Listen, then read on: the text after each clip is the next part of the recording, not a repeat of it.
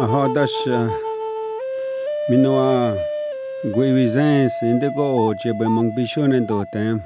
Miomana Gacho and Ong and Don Cheba. Me Emma go by Gening in Danon Gum. Minoa Dash da-gikenimaa Ricky Defoe in the da-gikenimaa. Midasho Oeha Ozaoshko Gishikok Gipi Gagwejmitchi Gagikitoyan Nungum Ngeget Ningi Otapana Sagosema Gami Sheta Ozawashko Gishikok Nungum Ninga Shaganashim. Miigwech Vizendaega Ojibwemong. Chimigwech. Oh. You've been a part of the Unfair campaign in Duluth. Can you tell me a little bit about the role that you play? Well, I think the Unfair campaign was envisioned primarily for white America, to teach white America about white privilege. The Duluth American Indian Commission, who has co-chaired for a few years, has become a partner in that. There's also the Human Rights Commission and others in the community, Clayton Jackson McGee and much of the African American community in Duluth, Hispanic and community and Asian community also. As partners in this Unfair campaign, I think some of the things that are happening, the retaliation, the kickback, if you will, that are coming towards people of color has been expected and is predictable. And some see it as that the folks actually, that the Unfair campaign actually is looking the other way. But in fact, I see it a little bit differently, that they are in the trenches with us, because some folks will view those guys as race traitors and coming on the side of people of color, particularly, and trying to look and undo white privilege. Can you explain what the Unfair campaign is? I'll try to do that, Pam. The Unfair campaign, I think, it has about 20 partners in Duluth and surrounding area. We meet periodically to strategize on the messages that go out. You have these public service announcements and the billboards and things that are envisioned. Swim Creative is the ones that developed the Unfair campaigns in cooperation with partners, of course. These messages that go out and what is the dialogue that happens within the partners, and so it's a collaborative it's working well. I believe it's run against some problems in the community, but we have to take care of those problems as we go along to our objective, our goal, and our destination, which is a racially just society in the Duluth community and surrounding areas. You said something about kind of what was the word you used? There was some pushback. Is that what you were saying? Yeah, there's a lot of pushback, and people say that it's divisive and it's conflict. And they're saying that the campaign is divisive? Has created that. The campaign can't create something that's already been here. People try to say that you have a United States when in fact you have a divided states. And there's always this rhetoric that there's equality and justice for all in America, and that's just not true. So, when these ones that are saying these things are being divisive tactics and such, so I think that the real issue is that you can't create something that's already there. It's just below the surface, and these things, the Unfair campaign really has flushed out a lot of those racist and stereotypical comments that are coming unconsciously from these individuals in these systems that perpetuate systemic racism. When we take a look at racial analysis paradigm, we have to include some deep structural concepts such as systemic racism and, more importantly, in my view, the white racial frame.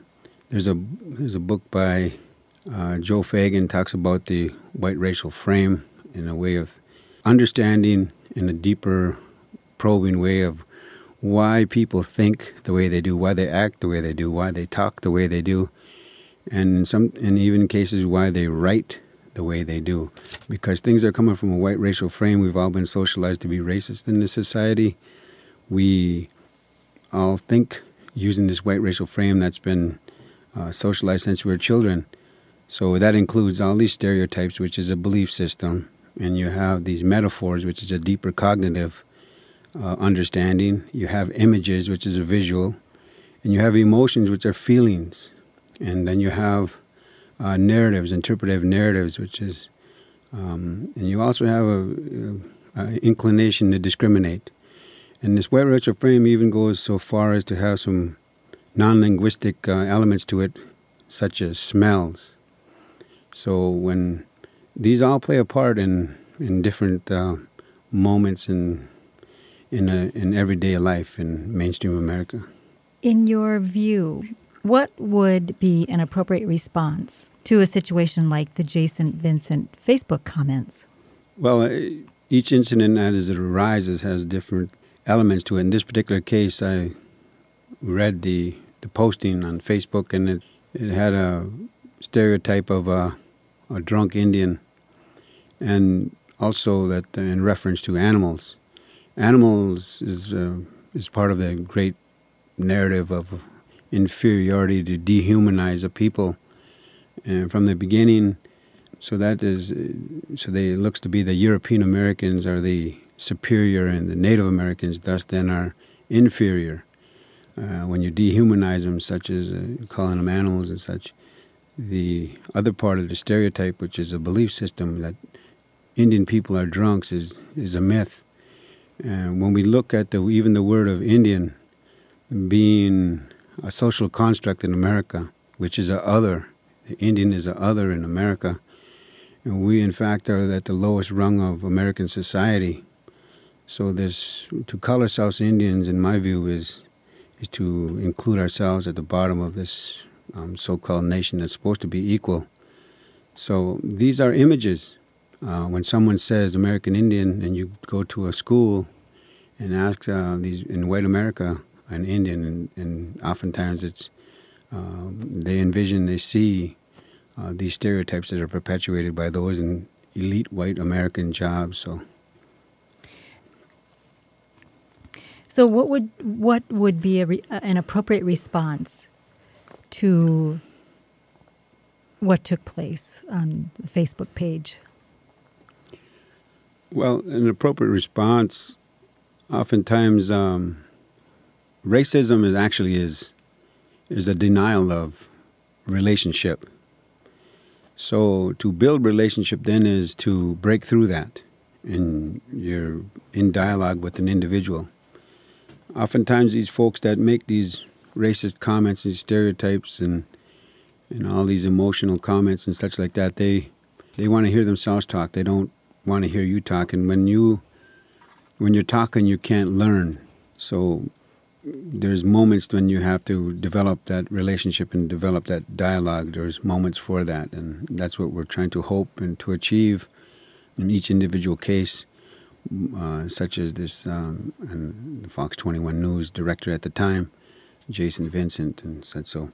Each time we able to begin dialogue and begin a process of healing, if you will, that the relationship is built, and folks like him then can continue on in their life and try to change the system that they're in. It takes commitment. It takes a long, hard work to look within to understand what really makes us tick, and what happened really is in society is manipulated really to think in racist ways, and that's just a socialization process in a racist society such as America. Would Jason Vincent and others in his organization benefit from diversity training? Well, in my view, diversity training, sensitivity training, and these 2 and 3 hour weekend opportunities to get together, some see that as not a very effective way. I don't see it. I've been through those myself. You can actually almost sleep through them on weekends and such. And I think to create any kind of change in an individual, to transform one, it has to take long-term treatment. And in a sick society, you need to be treated. In a racist society, as a sick society, you need to be treated. and that's long term. And there's like the anti-racism dialogue circles, which is ASDIC is the acronym, but it's on. You can Google that. Anti-racism dialogue circles, ASDC. ASDIC. ASDIC. Okay. Yes, and you can Google that, and they have some custom hours that you can do. The most lengthy one I've been through is 13 weeks, every Saturday for 13 weeks, from about 8 to about noon. So that's 4 hours each Saturday. You have a lot of readings to do when you begin dialogue and things. On these Saturdays, it's really transformative, and it's really a moving and enlightening experience. There's others in the community too that have some sorts, but I think that was the most effective one that I've ever had experience with. And I've actually become a facilitator in a few of those circles, one here in Duluth there, and also in St. Paul and Minneapolis. So, if someone says something that could be perceived as racist, or that we feel like I, as an individual, for example, would feel that is disrespectful, to my community, how do you recommend that someone like me respond? That's something I would like to be able to handle in a more productive, positive manner when I come into those situations. Well, I think we have to kind of think critically. Oftentimes we run on emotions and such, and then we're not thinking reasonable. Each preparation is the key. Education is part of that preparation, and to be aware on a constant basis daily, even within the system that you work, say in the media or radio, newspaper, what have you, even in administrations and such, you can be aware of the intercourse that it's taking place daily between individuals as they go about and communicating with one another.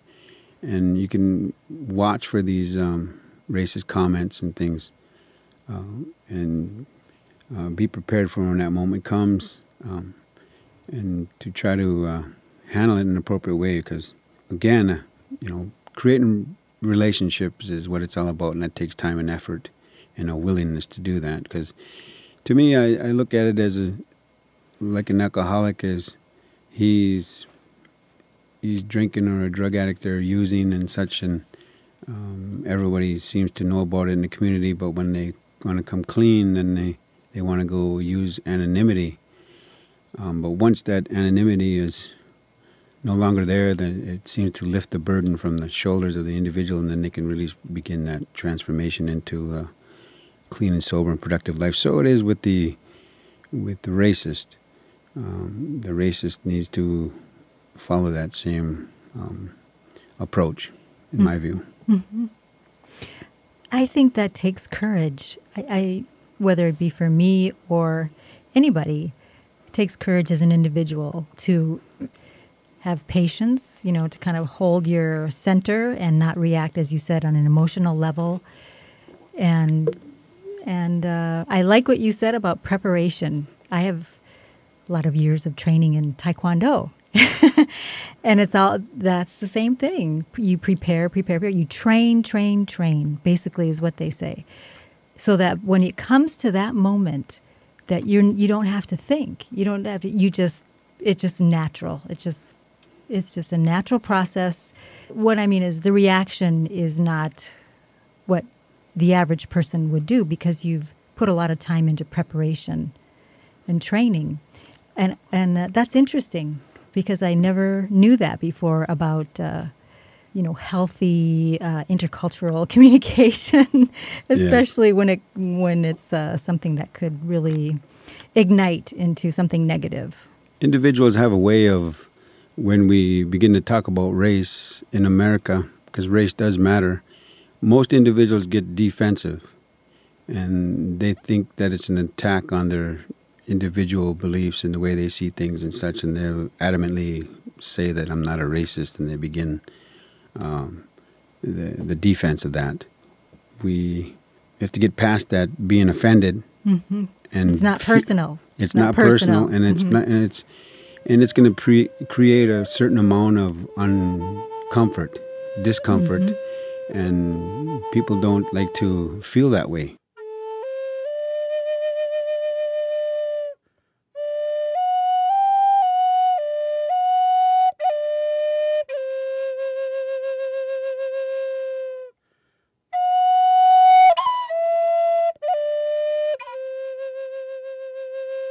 It's uncomfortable. They don't like to deal with people of color, particularly if some stereotype believe that on an intellectual level that people of color are just not equal. And it creates a certain level of discomfort, especially if they're equally or if not more educated in that area in which people of color are. We know the issues. It's been 500 years of systemic racism, genocide, and such that goes on in this country. So Native America is well versed on what's going on. Mm-hmm. And I'm going to say something that probably make people uncomfortable, but I think Native people and people of color hold their own beliefs and opinions and can also be racist. What would that be called? Would that be reverse racism? Well, I think that's internalized racism. I think we've all in this society called America, again, been socialized to be racist. Mm-hmm. So we understand it when it's happening out in mainstream America, but it's really hurtful when you see the oppression, you see the racism, you internalize racism, the self-hate, and those things coming from our own people, against our own people. There's certain natives in the community that are co-opted, and they do the work of the so-called colonizers. They do their bidding under the guise that they're working for native people, and they don't see that they're co-opted and they're being used by the colonizers. They don't see that connection. They're in the system. They've been invested in the system. They've educated in the system. There's a lot of money that's into their education. So they'll lift that rather than indict the system. They indict the individual, and it creates harm on those individuals that they do it, whether it's on a Facebook page or not. It's creating harm, and it is further division. And you have certain elements in the Native community that are hard to bring together. You have your traditionalists, you have your urban Indians, Anishinaabe, you have your pragmatists, and most of those are assimilated Christian natives. And then you have your native descent, those that are native descent. Most of those are in diaspora, away from the homelands and away from culture and such. And also those ones in are urban are in diaspora also because they're away from their homelands and they're scattered.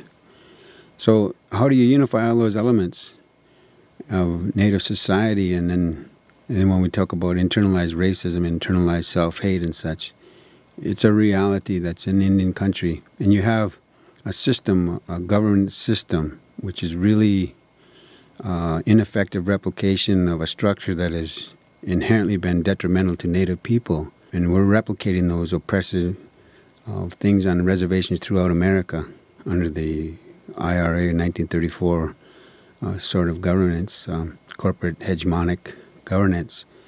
So these things are in place. The police department is part of that. They're agents of domination, which is the process, and then dominance is the state of being.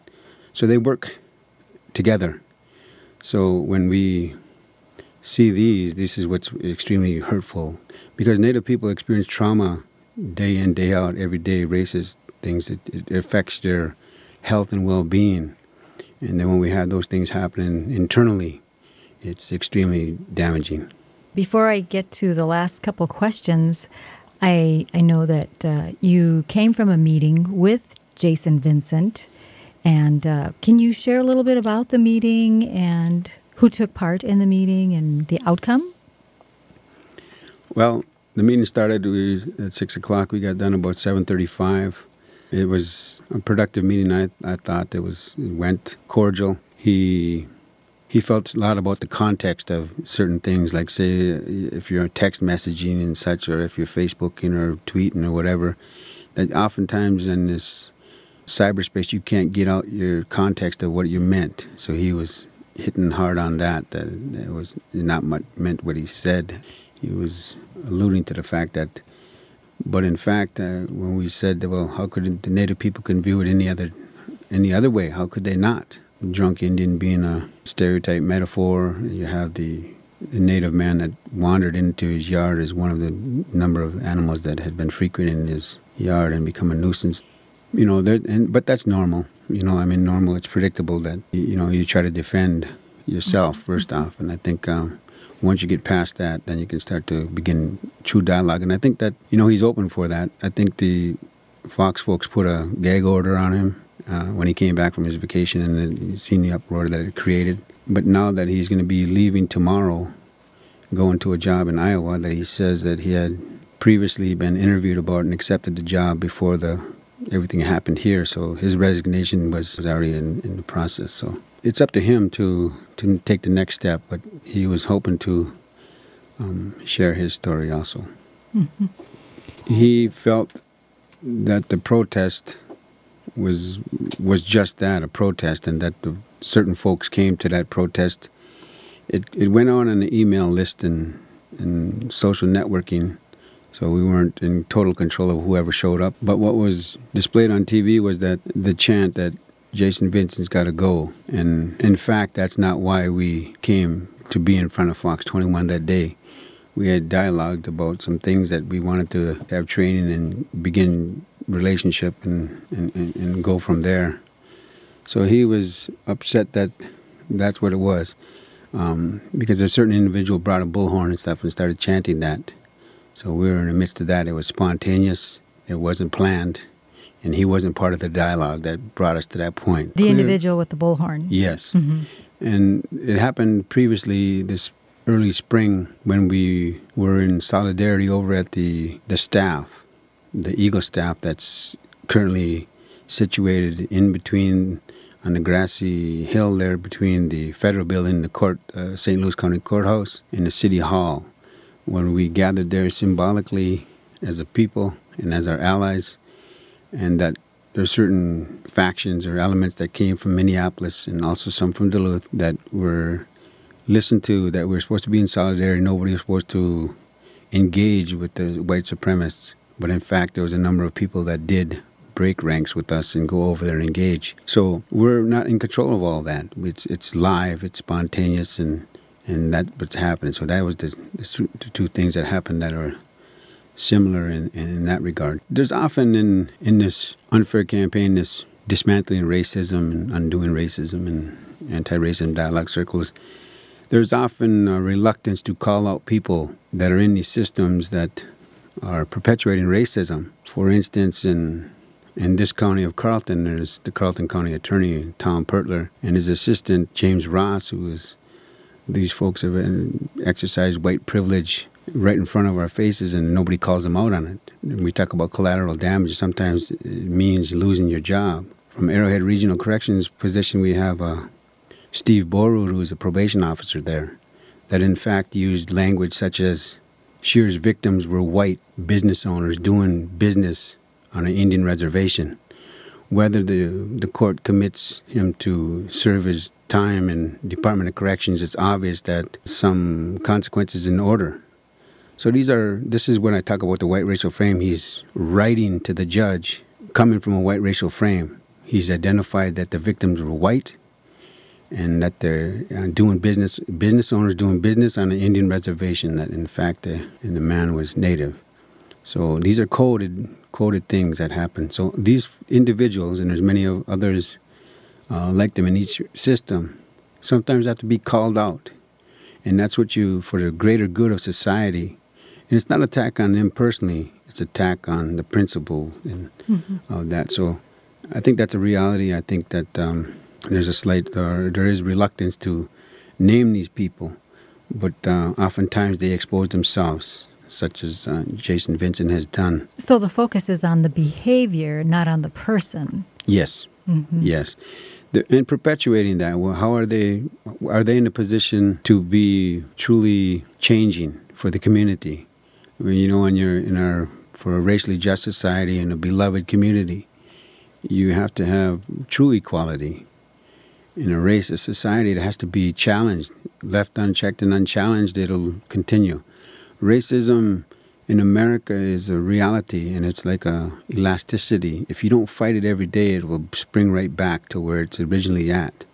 So that's why we have to join forces with allies, such as the African American community, Hispanic American, Asian American, our Native American brothers and sisters, and our allies in white America too, because now it's becoming, they're starting to feel more so of the poor white America is feeling the same thing that we've been feeling for a long time, and now with the economic state and such. So we have a lot of things in common with the people of color in this fight for undoing racism, dismantling systemic racism, because really racism on a daily basis, you have micro insults that will damage you. You have your high blood pressure, your heart disease and such, and all these things that affect you.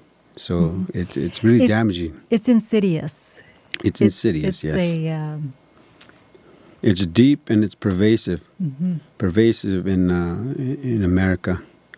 You know, oftentimes in these 4th of Julys and such like that, and Thanksgiving, you hear the rhetoric about equality and justice for all, but America has founded the country on racism, racial inequality, and anything that's a nation that's built upon the destruction of another has already set its course for their own destruction. And even some of the so-called founding fathers of this country, Thomas Jefferson's and the others, call for revolution from time to time to undo the dead hand of the past. So these things are, we have to take a look at these things and come together as a community and address them and challenge them and check them when they expose themselves, such as this. So as a community, both Native and non-Native alike, to grow and move forward from here, that's what we need to do. And exactly, we've got to come together. We've got to be in dialogue, in relationship, and again, that takes time and effort, and we have to come down. And courage. I think it takes courage too. It does. It takes a lot of courage, and it takes a lot of willingness. The reason why I like to point to courage on an individual level is because we have to face our own fears. We have to face our emotions, anger. That's why I say I think it takes courage, because we have to face ourselves first. Do you think that? We have to face ourselves first to be able to come together with other individuals. Yes, and I had to go through that myself, because it's something that you face on a daily basis. For instance, I spent 35 years of my life in Duluth, Minnesota. I'm 53 years old. 94% of Duluth is white. So you live in that type of atmosphere, that type of a society, and you start to believe those things. So then you start to look at the others in a different way. And oftentimes you see the infighting between the African American populace and the Native American populace, particularly in Duluth, because they're the largest so-called minorities in Duluth. In reality, we need to come together, and we'll be a lot stronger in fighting this racism, which is really detrimental to both our communities. So those are the things that they look to distract, and I'm talking about they being the ones that perpetuate white power, white supremacy, white privilege in America and these systems. It's a racially constructed, racist society. So we have to come together and work through it. Each and every challenge that comes our way. So how did you personally get to that point where you were willing to make that commitment? As I travel around the country and I listen to these individuals on these different panels speak, they all have some things in common. They have, for instance, if you're talking in a correctional system where disproportionate numbers of Native people, particularly in Minnesota, we represent 1.1% of the population, but we're 8% of the population in prison. White America represents about 94% of the population in Minnesota, but yet they're only 49% of the population in in prison. When we see these things like this, and oftentimes it hits home, our own sons, our own daughters are caught up in an attack. I always take a look at, from a Native perspective, our elders of the past. I always talk about war. When there's war, it's a silent war. Really, what's happening today, you have an attack on women and children and your young men. We have that in America here.